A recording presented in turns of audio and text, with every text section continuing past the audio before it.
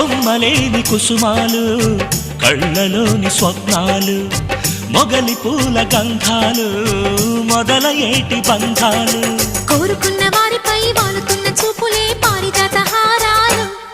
అరముద్దు గుమ్మ ఎదలు మొగ్గవిచ్చు కథలే ముద్ద మందారాలు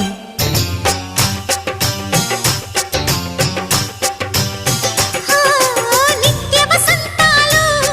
ఈ పులకింతల పూలు ఎప్పుడు వసివాడని మనమై హృదయాన